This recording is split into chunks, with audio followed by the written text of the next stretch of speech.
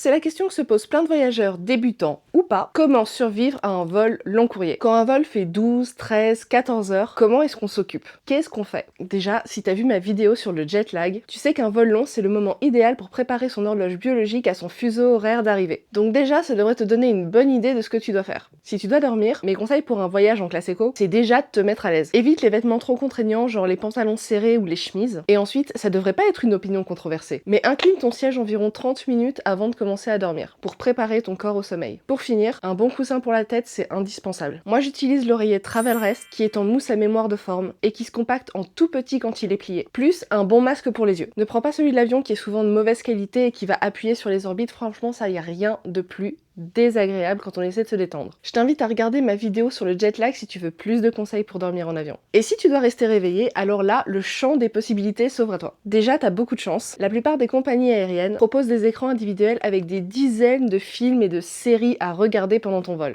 Je me rappelle de l'époque où il y avait une télé pour 50 personnes, avec genre 2 films qu'on pouvait pas choisir. Donc avec ça, tu as largement de quoi occuper tes 10 heures de trajet. Mais comme parfois, ça arrive, que ton écran est un souci et que tu ne puisses pas l'utiliser, ou simplement que t'aies un petit peu envie de faire autre chose, je te recommande d'avoir avec toi toujours un ou deux moyens de divertissement hors ligne. Alors pour ça, tu peux jouer à des jeux hors ligne sur ton téléphone. Mes préférés, c'est Fallout Shelter et Galaxy Mix. Je suis pas payée pour dire ça, c'est vraiment les jeux auxquels je joue en avion. Tu peux lire. J'adore les livres physiques, mais ça pèse une tonne dans la valise. Donc si tu as une liseuse ou l'application Kindle sur ta tablette, c'est plus léger et en plus tu vas avoir le choix. Fais juste attention à la batterie. De nombreuses compagnies aériennes n'autorisent plus l'utilisation de batteries externes pendant le vol. Un autre truc que j'aime bien faire, et c'est peut-être un truc de nerd en géographie, c'est essayer de deviner où on est en regardant le paysage par le hublot. Parfois c'est hyper difficile, parce qu'on voit rien tout simplement, et d'autres fois ça peut être vachement plus intéressant quand on passe au-dessus de grandes villes ou de paysages un petit peu atypiques. Ça, et une bonne playlist musicale dans les oreilles, c'est incroyable. Tu peux aussi aller discuter avec le personnel de bord, en dehors des heures de repas, et elles sont plutôt disponibles et aiment bien discuter avec les passagers. En plus, tu peux apprendre plein de trucs, des astuces pour tes vols, et même des tips sur ta destination si elles y sont déjà allées. Par contre, j'ai vu passer ça et faut vraiment